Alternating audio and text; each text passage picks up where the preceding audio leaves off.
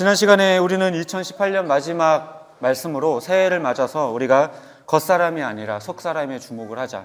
우리가 겉사람에 주목하기 때문에 자꾸만 여러 가지 문제들이 생기고 어려움이 생긴다라는 이야기를 함께 나눴습니다. 하지만 솔직히 우리가 완벽하게 속사람에만 주목하고 살기는 어려운 정도가 아니라 불가능해요. 속사람만 쳐다보고 살기는 쉽지 않습니다. 겉사람의 영향을 받을 수밖에 없고 겉사람의 문제들 때문에 어려움을 겪고 힘들어질 수밖에 없는 게 바로 저희입니다. 솔직히 목사인 저도요, 환경이나 여건, 관계 이런 것들로 인해서 어려워지고 힘들어지고 내려놓고 싶고 포기하고 싶은 순간들이 있습니다. 분명히 있어요. 온전하게 속사람에게만 주목하며 모든 문제를 초월하면서 그렇게 살지는 못합니다. 그렇다면 우리가 이 겉사람의 문제를 마주하게 될 때에 우리는 어떻게 해야 할까? 오늘 본문이 그 문제들이 부딪혀 고민할 때에 그 낙심되는 심정을 굉장히 잘 표현해 주고 있습니다. 사실 이 본문은요, 다윗이 아니라 고라 자손이 기록한 시편이에요. 고라 자손이 어떤 사람들이었는지 혹시 기억하시나요? 그들이 출애굽한 당시에 이후에 이 모세에게 반기를 들어서 반역했었던 자손들이 바로 고라 자손들입니다. 그래서 반란을 일으켰다가 결국에 땅이 갈라져서 그 땅 사이로 떨어져서 죽게 되는 자손들이 바로 고라 자손들이었어요.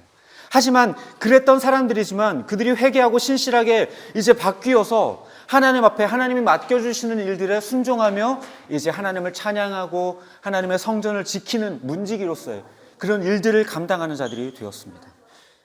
그들은 이 하나님을 찾고 찾는 자신들의 모습을 목이 말라있는 사슴에 지금 비유해서 이야기를 하고 있어요. 아시겠지만 사슴들은요, 몸에 열이 많대요. 열이 많아서 물을 자주 그리고 많이 마셔줘야만 열을 식힐 수 있고 그리고 그래야 죽지 않을 수 있다고 해요. 만약에 제때에 물을 마시지 못하면, 충분하게 마시지 못하면 목이 마른 상태에서 몸에 열이 오르고 결국에 말라서 죽게 된다고 합니다. 물을 반드시 마셔야만 해요. 그러니까 이것이 물을 먹는다라는 것이 생명과 직결되어져 있는 문제인 것이죠. 그런 것처럼 내가 지금 하나님을 찾고 있다. 즉 지금 내가 생명이 왔다 갔다 할 만큼 커다란 문제 앞에서 내가 하나님을 찾고 있다라는 이야기를 지금 그들은 사슴에 비유해서 그렇게 이야기를 하고 있는 것입니다. 그토록 목말라 하며 갈급하고 있는 이유는 무엇일까요? 오늘 본문에는 정확하게 그 이유를 말하고 있지는 않아요. 뭐 때문에 힘든지, 관계 때문에 힘든 것인지, 재정적인 이유로 힘든 것인지, 무엇 때문에 힘든 것인지는 알 수는 없지만 어떤 문제가 있어서 그것 때문에 지금 하나님을 찾고 또 찾고 있는 것이죠. 그런데 2절을 보니까요, 아무리 하나님을 찾고 또 찾는데도 불구하고 하나님의 얼굴을 내가 어느 때 볼 수 있을까? 내가 언제가 되면 하나님의 얼굴을 볼 수 있을까? 이 말인즉슨 하나님이 지금 응답하지 않고 계시다라는 거예요. 산적한 문제들 때문에 힘든 것도 정말 너무 힘들어 죽겠는데 아무리 기도를 하고 하나님 앞에 매달려 봐도 하나님이 지금 응답하시지 않고 있다라는 거예요. 얼마나 답답할까요? 그런데 그걸로도 문제가 끝나는 게 아니고요. 그렇게 기도하고 답답해하고 있는데 주위 사람들이 뭐라고 조롱을 하냐면, 야, 네가 섬기는 하나님이라는 분 도대체 어디 있냐? 라고 하면서 지금 조롱을 하고 있는 것이죠. 문제는 해결되지 않고 하나님은 응답하시지 않는데 주위 사람들은 조롱하고 있는 그런 여러 가지 어려움들 가운데서 이 사람은 처해 있는 것입니다. 어떤 문제 상황과 관계의 어려움과 하나님의 응답하시지 않는 이 답답함.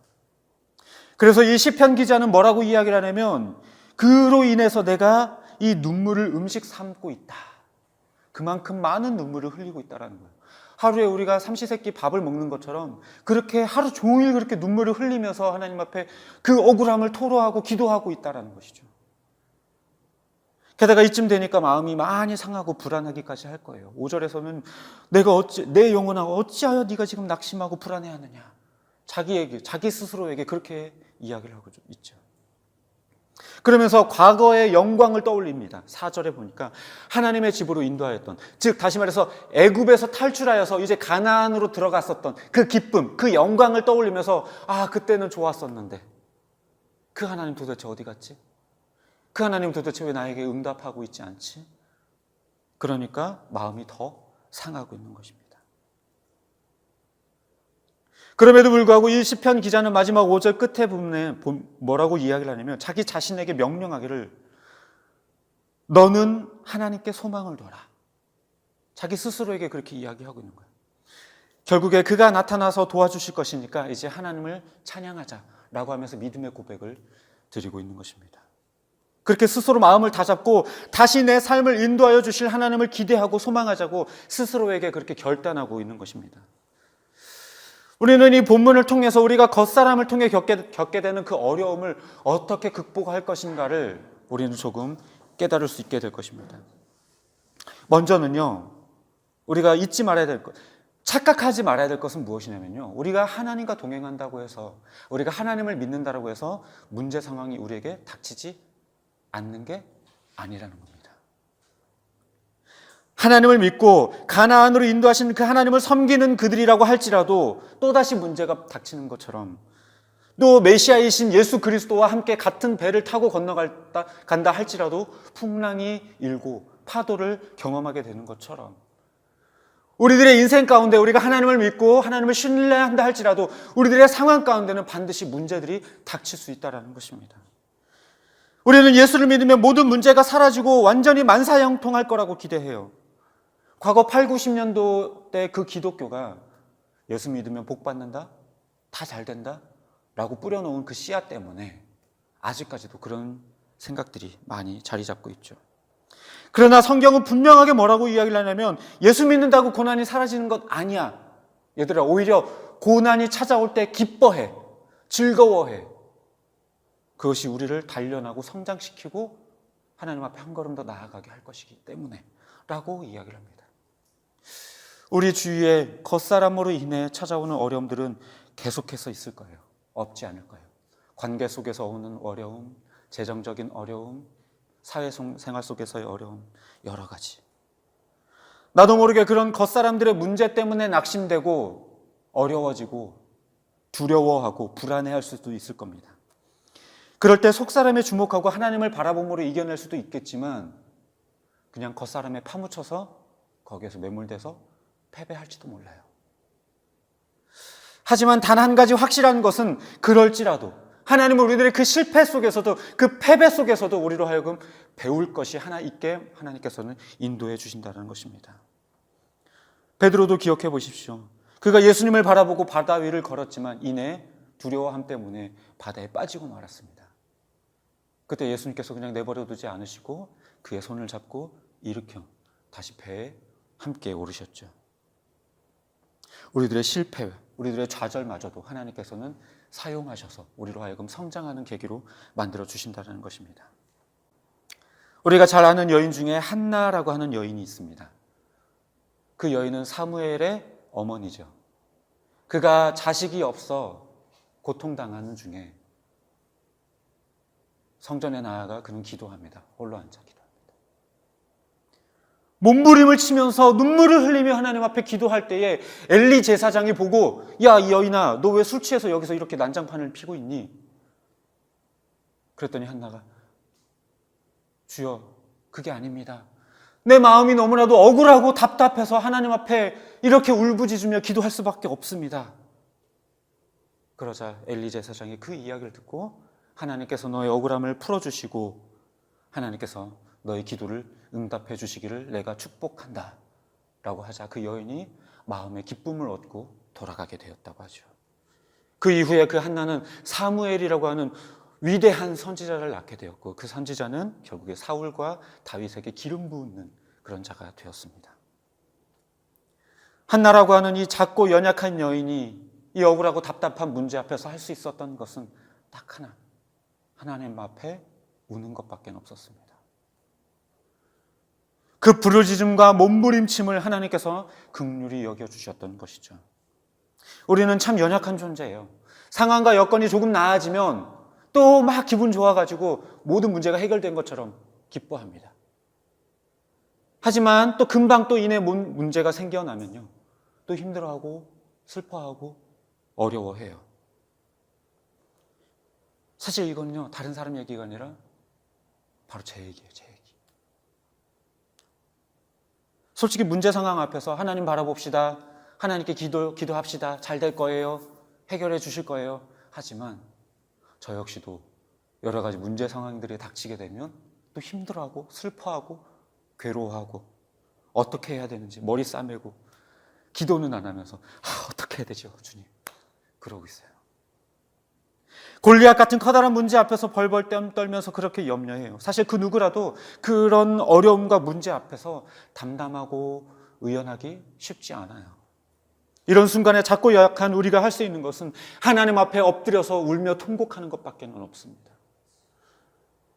우리가 세상에 나가서 술을 마시고 마약을 하면서 그 문제를 잊겠습니까?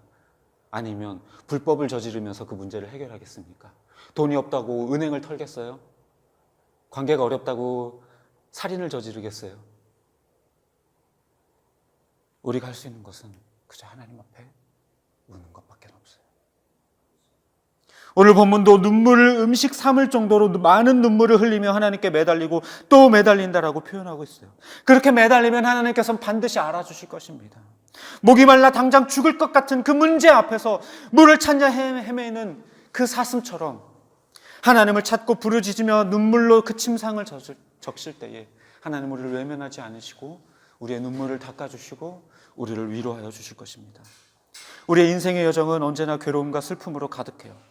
한 고비 넘기면 또 다른 고비가 찾아오고요. 관계 속에서의 어려움이 끝나면 그 또 다른 어려움이 또 찾아오고요. 숨이 턱턱 막히고 어떻게 해야 할지 막막하고 아무런 길도 찾지 못할 것 같고 포기하고만 싶은 그런 상황들이 올 때도 있습니다. 그런 겉사람들의 문제 때문에 그것들이 우리를 괴롭게 하고 우리를 넘어뜨리고 우리를 무너뜨릴 때에 우리가 의지할 분은 오직 하나님밖에 없습니다. 그분 앞에 우십시오. 그분 앞에 매달리시고 그분 앞에 하소연하시고 그분 앞에 억울함을 내어놓으십시오. 그래도 감사하지 않습니까? 그럴 때마다 우리가 의지할 분이 계시다라는 것, 우리가 울며 매달리며 이야기할 분이 계시다라는 것, 하나님이 계시기 때문에 그분 앞에 울 수 있고 나의 억울함과 원통함을 그분에게 고할 수 있으니까요. 오늘도 내일도 또 다른 시련이 또 슬픔이 고통이 쓰나미처럼 또 몰려올지도 몰라요. 2019년도에도 어김없이 고통이 어려움들이 또 닥칠 겁니다. 그때마다 무너지지 말고 쓰러지지 말고 하나님 앞에 엎드리시고 하나님 앞에 오십시오. 나를 찾는 자가 나를 만날 것이며 두드리는 자에게 열릴 것이다. 내가 그 눈물 닦아주며 그 무릎 일으켜 세워주겠다 라고 말씀하시는 그 하나님 앞에 나아갈 때에 주님께서 우리를 위로하여 주시고 우리들의 연약한 무릎을 다시 일으켜 세워주시고 우리에게 새 힘 주셔서 문제를 또한 이겨낼 힘을 주시고 넉넉히 이기며 또 나아갈 힘을 우리에게 주실 것입니다. 2019년 우리는 부단히 그 겉사람들과 싸워야 할 거예요. 재정적인 어려움, 관계의 어려움, 세상 속에서의 여러 가지 어려움, 그때마다 하나님 앞에 내어놓으십시오. 바라기는 한 해 동안 억울하고 답답하고 그 슬픈 현실들 속에서 힘겨워질 때 하나님 앞으로 한 걸음 나아가 울며 기도하고 매달리는 저와 여러분의 삶이 되기를 주님의 이름으로 축복합니다. 기도하겠습니다.